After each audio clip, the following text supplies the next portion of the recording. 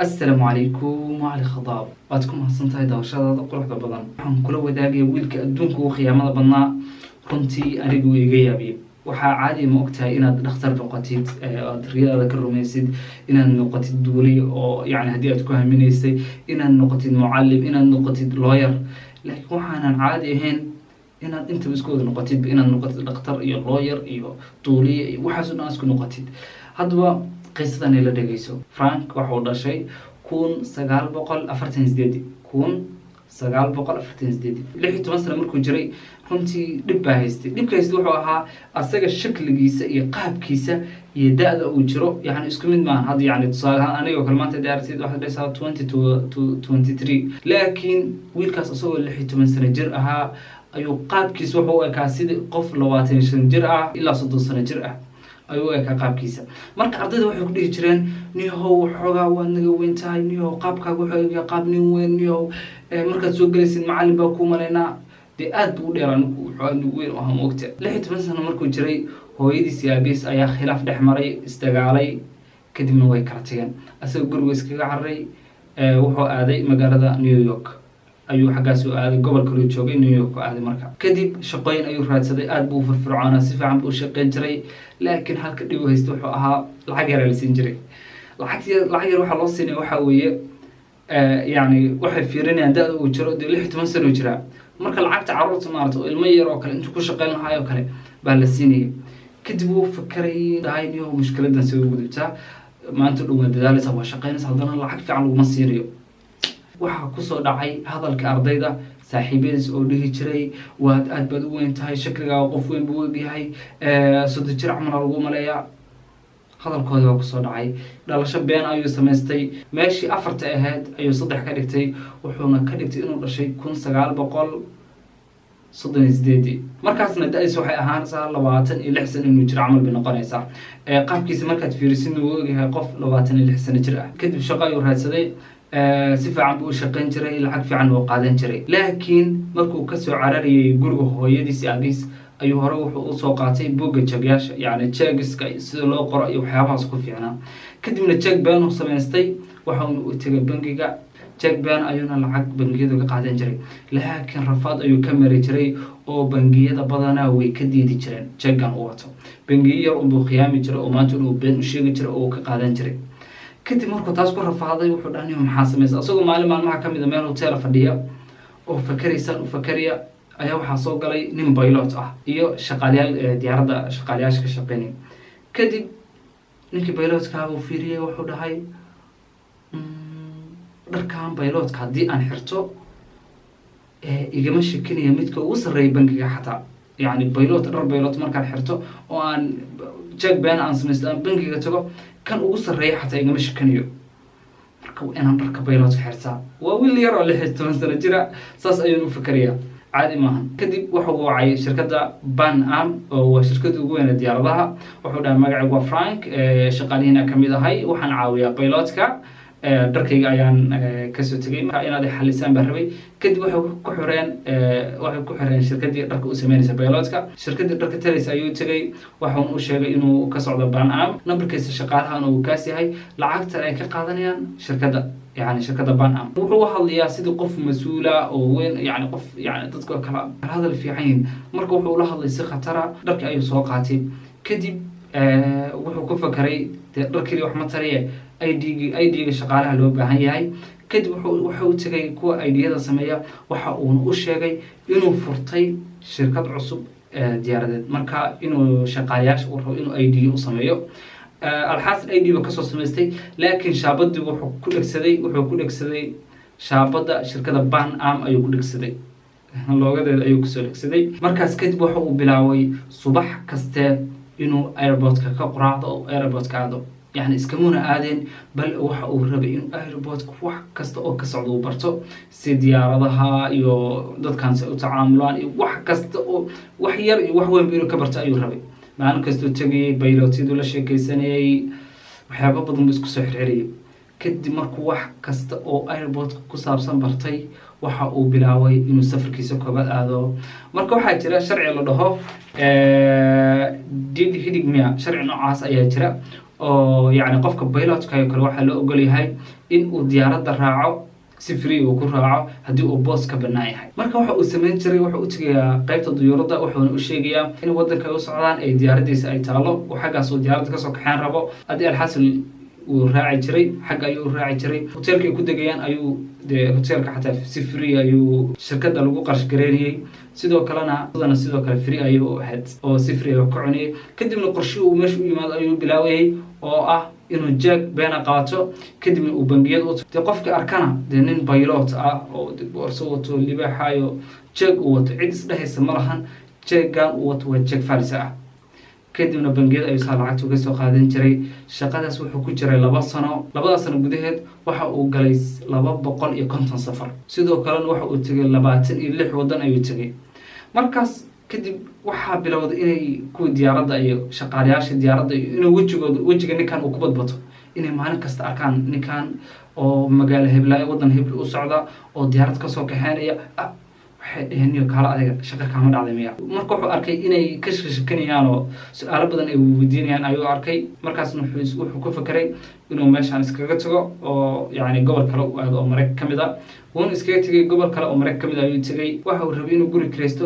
guriga markaad kiraysanaysid oo yani heshiis dheer aad galaysaan heshiis muddo dheer qaadanaya sida 1 sano iyo 2 sano. markaas waxaa lagaa qorayaa shaqadaada maxaad ka shaqaysaa baa lagu leeyahay. wuxuu ka baqay in laga shakiyo oo hadduu dhaho pilot in laga shaqeeyo ka baqay. marka wuxuu dhahay ninkii guriga ka kareyn wuxuu ku dhahay waxaan ka shaqeeyaa uu dhahay dhakhtar baan ahay dhakhtar. dhakhtar nooca carruur inay meesha u joogo inuuna carruur aad ka dhaweyn buu arkay. wuxuu dhahay dhakhtar carruur baan ahay dhakhtar carruur. dhakhtar carruur baa laga diiwaangeliyey. sidoo kale waxaa dhakhtar carruur ahaaba ninka dariskiisa ayaa ahaa. marka ninkii guriga ka kareynayay wuxuu dariska u sheegay inuu la soo degay nin kale oo dhakhtar carruur inuu la soo degay ayuu u sheegay dariskiisa. 2 usbuuc kadib albaabka lagu soo gargaraacay nin baa taagan meesha. wuxuu dhahay inuu dariskaagaan ahay sidoo kalena waxaan ahay dhakhtar carruur baan ahay inaad adiga dhakhtar carruur tahaana la ii sheegay ma soo geli kara. soo dhawo aad u soo dhaweeyey. hay niyo meeshaan maxaa u timaadaa lagu dhaha Frank. wuxuu dhahay meeshan niyo cilmi baaris baan imaaday cilmi baaris ayaan u imaaday marka buxuud cilmiyaan u imaaday meesha. waxaad matid okay niyo waxaan jeclaan lahaa buu dhahay inaad isbitaalkeena nagu soo booqatid oo aad mar uun noo timaadid diyaar waan soo booqanayaa buu dhahay. kadib waxa uu tegay maktabaduu tegay waxa uuna soo qaatay buugaagtii ka hadlaya carruurta kale iyo xanuunada carruurta iyo because wuxuu ka baqay hadduu dadka u tago hodhow inay su-aalo weydiiyaan oo yani uu ka jawaabi kari waayana. marka buugaagta mudaakara ayuu bilaabay inuu akhriyo buugaagta carruurta xanuunadooda iyo waxyaabaha ku dhacay iyo waxyaabahaas inuu soo akhristo.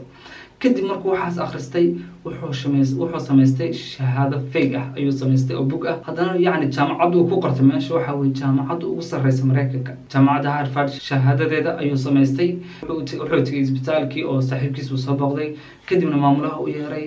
hey Frank soo dhawo meeshan maxaa u timaaday gobolkan maxaa u timaaday. gobolkan waxaa imaaday aniga cilmi baaris baan imaaday.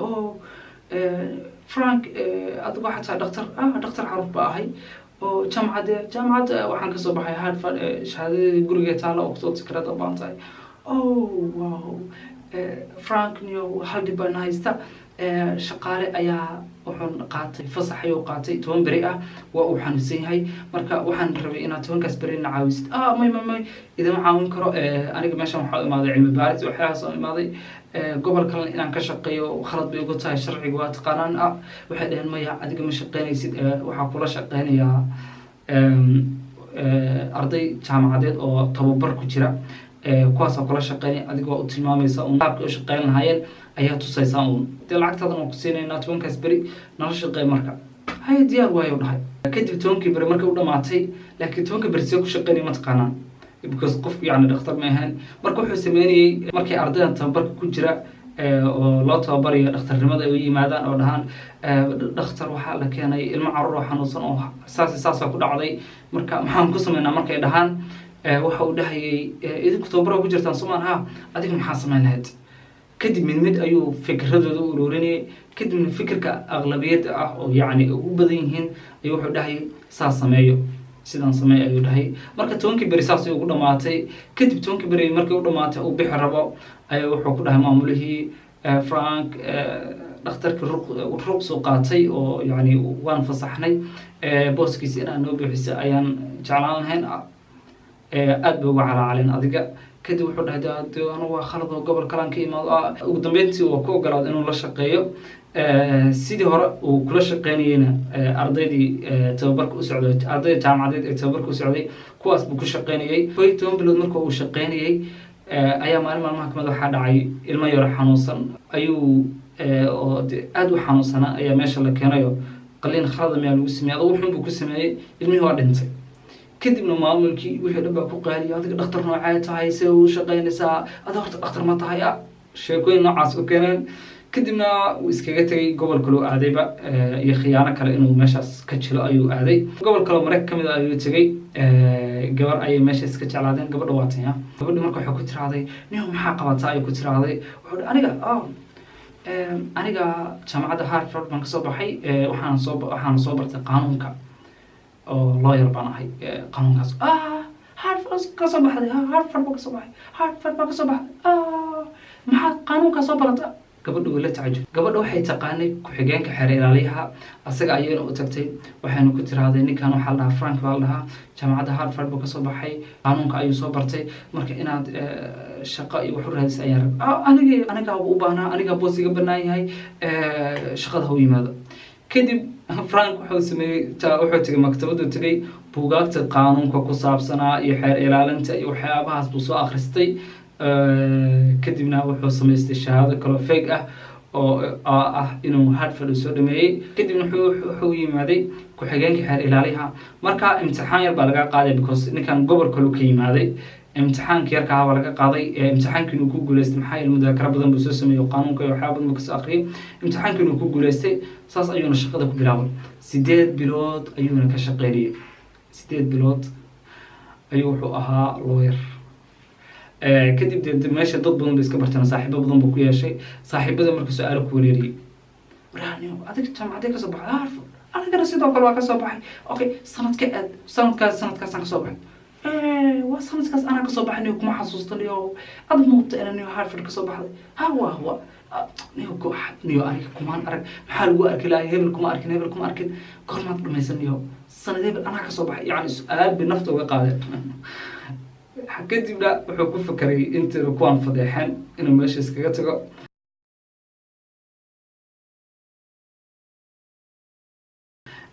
laakiin FBI-da Mareykanka ayaa raadinaysay oo ninka de kiisas badan buu soo galo intaasoo dhowr iyo 10 wadan ayaa ninka raadinaysa marka FBI-da raadinaysay kadibna wuxuu ku fakaray inuu iskaga cararo meesha uu aado Faransa waxaa degan habriiriis baa degan hooyadiis baa waxay tahay Faransiis marka habriiriis baa xagga degan kadibna wuxuu tagay wadanka France uu tagay halkaasuna khiyaano kale ka jiray oo wuxuu noqdayba inuu ka shaqeeyo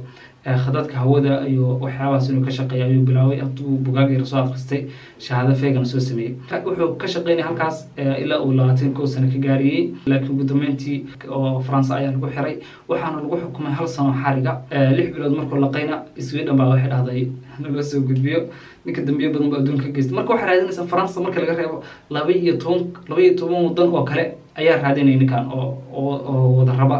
marka Sweden ayaa loo gudbiyay Sweden wuxuu ku xirnaa 6 bilood ku xirnaa 6 bilood markuu xirnaa ayaa FBI-da Mareykanka u timaaday Mareykanka wuxuu codsaday in ay la wareegaan ninkan u baahan yahay iyagana kadibna FBI-da ka haysay oo xaggaas oo ka haysay marka FBI-da markay ka haysay oo garoonka ee diyaaradda ka diga rabto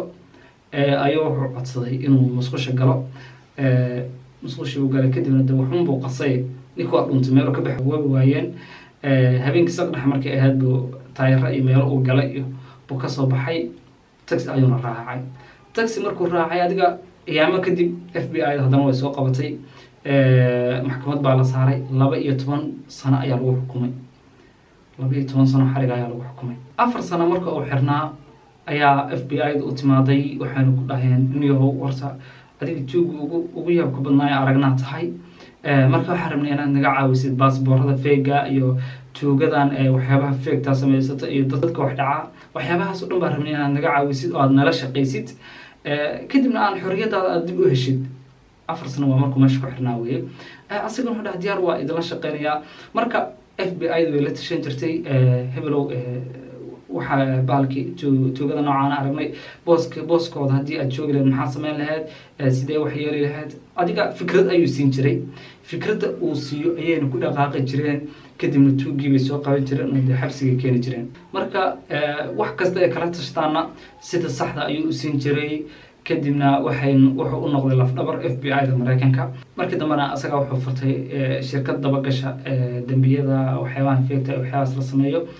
ninka waa kan hadda oday u noqday waa weyeeroobay wuxuu dhashay 1948 marka hadda oday waayeelo noqday sidoo kale wuxuu noqday millionaire ayuu noqday tuugii ugu yaabka badnaa waan qisadiisa akhriya ayuu ahaa